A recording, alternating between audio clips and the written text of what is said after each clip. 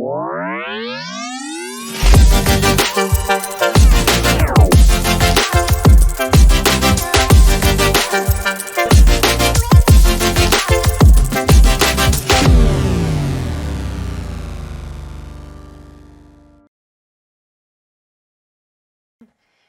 komunikasi, salam luar biasa kita sebagai pembelajar ilmu komunikasi di seluruh Indonesia dan juga dimanapun di belahan dunia. Hal yang paling menarik dari proses belajar komunikasi adalah menjadikan realitas dan fenomena di luar komunikasi, di luar ilmu itu sendiri menjadi objek kaji yang luar biasa.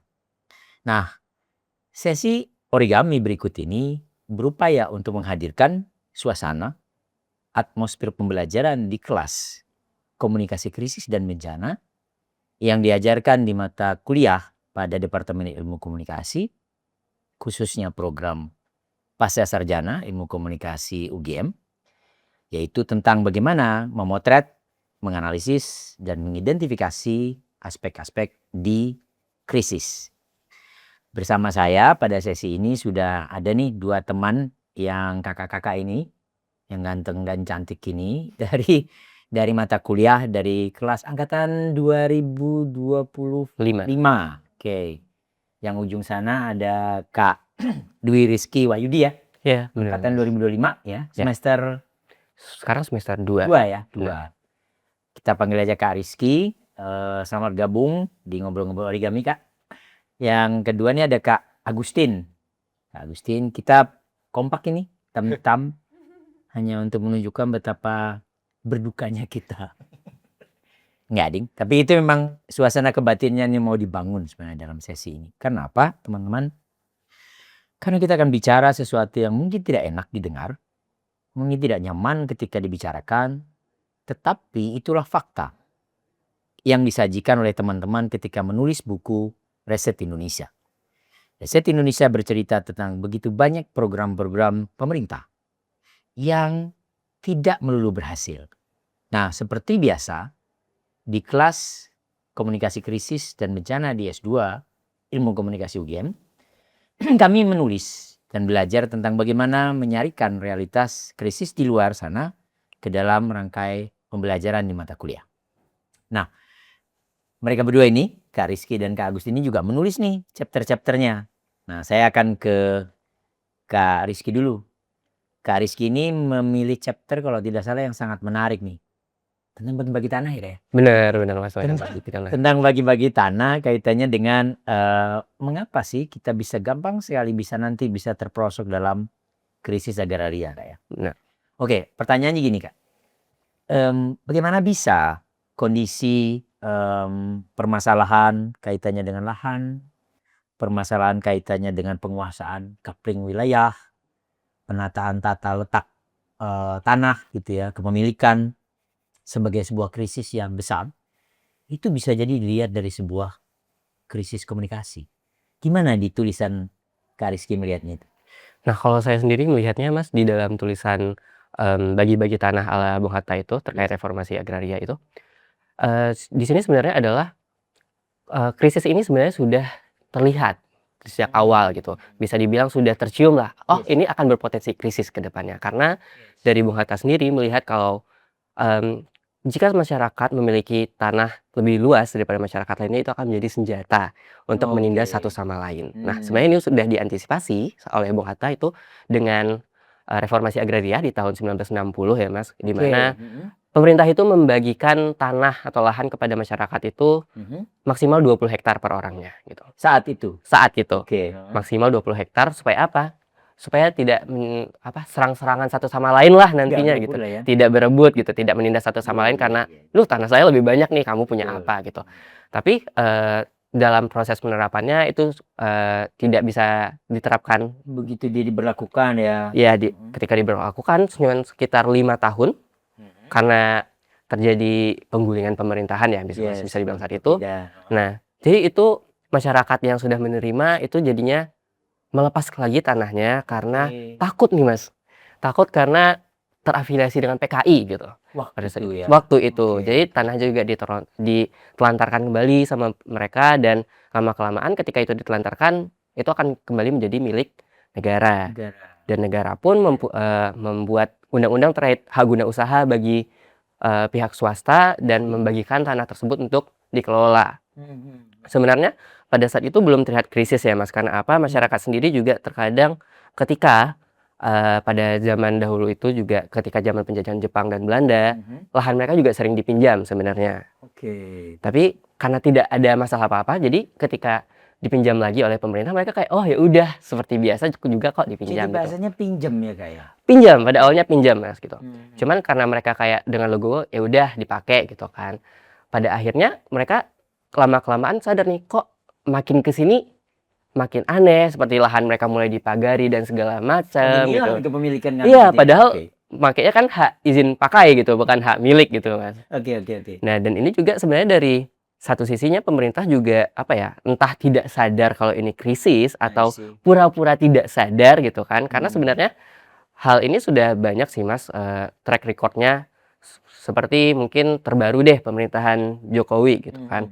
Selama 10 tahun pemerintahan aja itu udah banyak konflik, sekitar 2.700 konflik terkait agraria gitu. Oke. Harusnya kan kita udah bisa mapping kan kayak, oh ini krisis apa yang harusnya kita lakukan gitu kan, apa yang salah gitu. Tapi tidak ada yang dilakukan, justru mereka narasinya tetap dari mereka dominan kayak, ini tuh untuk ini, demi investasi, demi kemajuan dan lain sebagainya. Jadi permainannya ada pada narasi. Narasinya, sebenarnya. benar. Disitulah sebenarnya area dan objek kaji dari komunikasi krisis. Benar.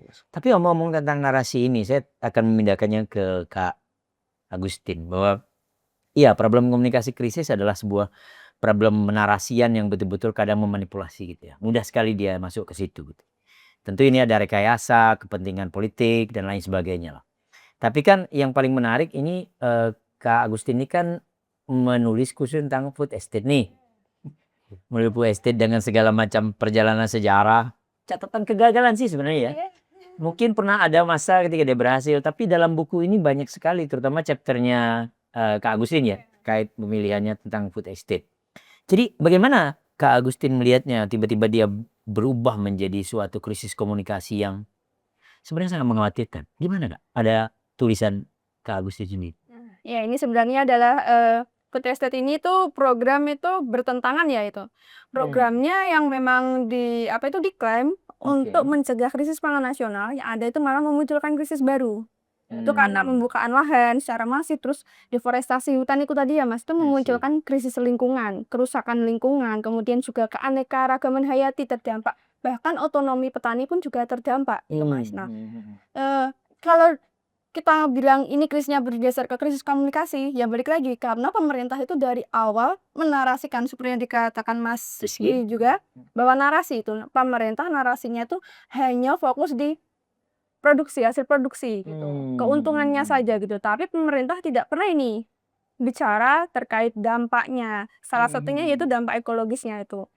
Jadi masyarakatnya tuh dari awal memang tidak dikasih tahu gitu, entah ini tuh bentuk ketidaktransparansi atau ketidakjujuran dari pemerintah bahwa program ini tuh ada dampak negatifnya juga loh selain dampak positifnya juga gitu. Karena balik lagi yang terkena dampaknya itu adalah masyarakat kita sendiri gitu Mas. Itu yang memantik pentingnya sebuah sebuah kepedulian mungkin ya, betapa bahwa banyak sekali narasi-narasi yang kemudian hanya menghamba kepada tujuannya gitu ya kayak kurang lebih. Tapi saya penasaran, dari begitu banyak chapter di buku itu, mengapa Kak Agustin tertarik dengan chapter food estate itu?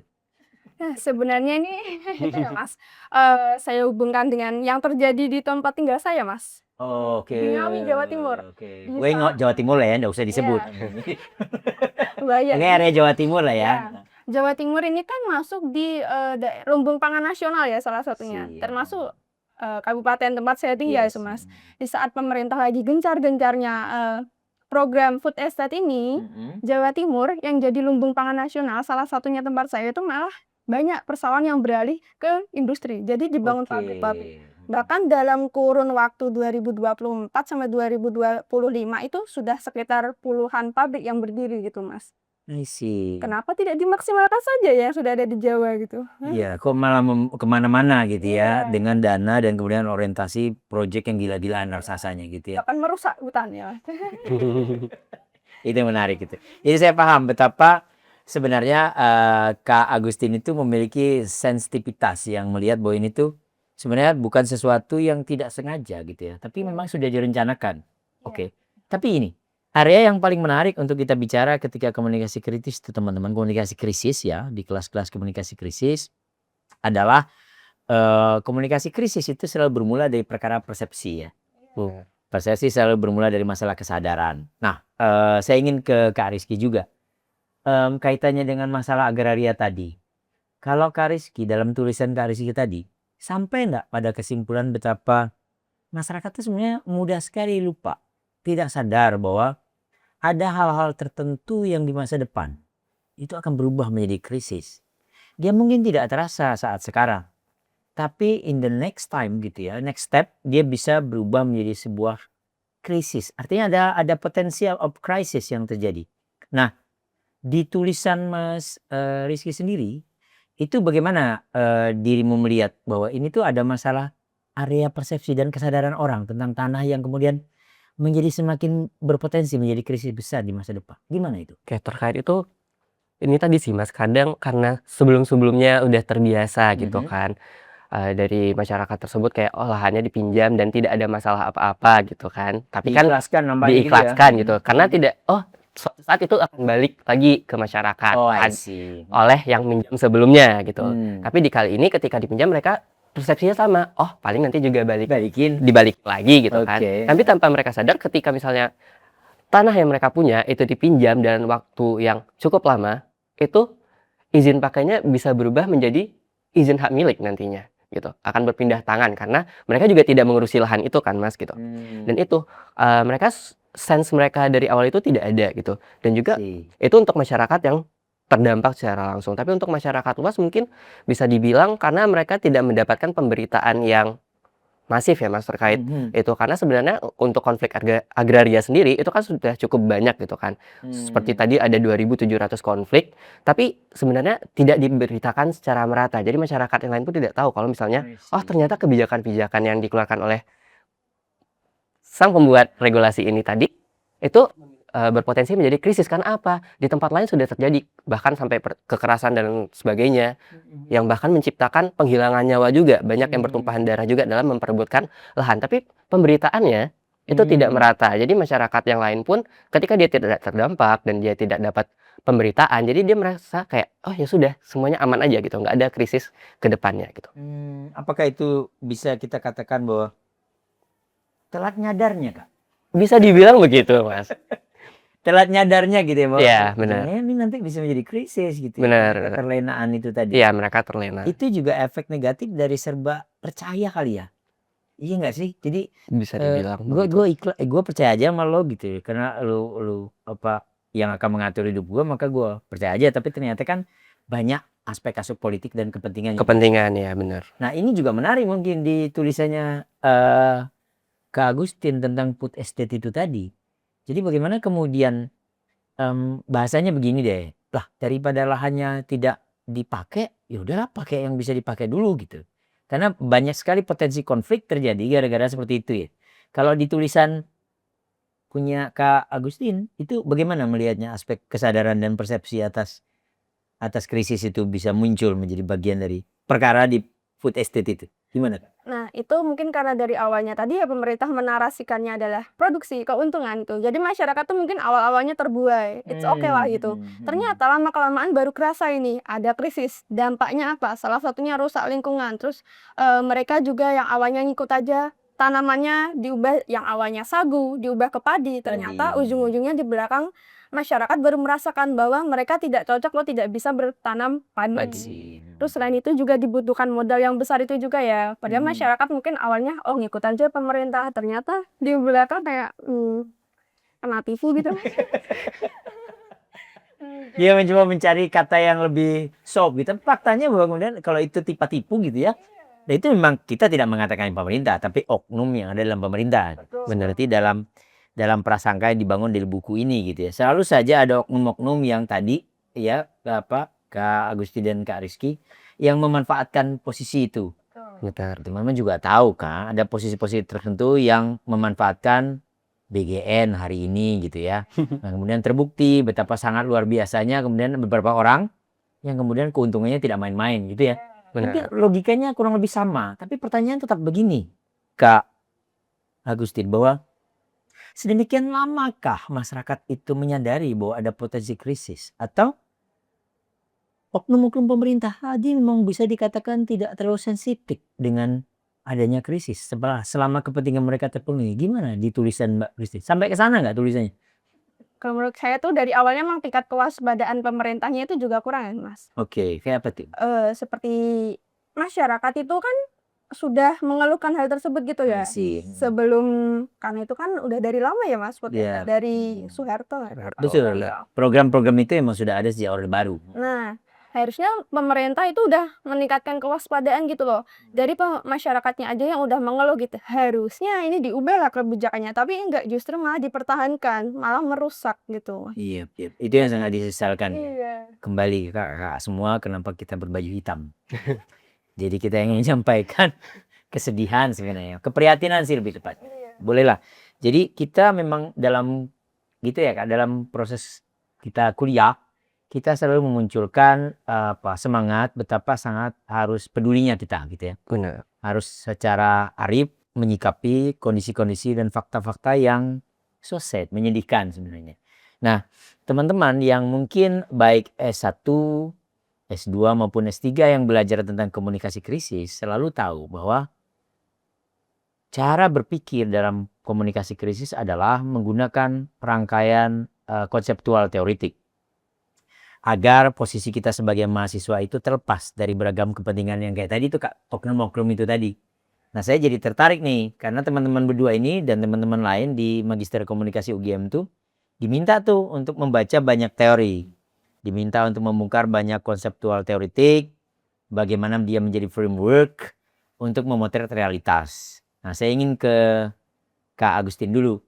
Ketika memotret food estate ini dalam tulisan kakak gitu, basic teoritik apa yang digunakan kemarin yang berasal dari mata kuliah kita, kalau boleh tahu, dalam Menurut tulisan? saya, persepsi itu tadi menurut Fink gitu ya, Mas. Jadi ketika krisis terjadi, yang harus pertama dikendalikan adalah persepsi gitu. Persepsi. Karena kalau kata Fink, persepsi itu pasti akan selalu menang di atas realitas gitu. Nah, harusnya pemerintah itu ya ngasih persepsinya tuh ke masyarakat itu tadi secara transparan, apa dampak positif dan dampak negatifnya. Namun yang terjadi di lapangan adalah pemerintah itu hanya fokus di narasi produksi yang ujung-ujungnya untuk apa ya? Untuk kepentingan ekonomi, kepentingan investasi gitu, untuk kepentingan citra pemerintah juga gitu kan, Mas. Jadi sedangkan di sisi lain masyarakat adat, masyarakat lokal itu malah merasakan deforestasi itu tadi.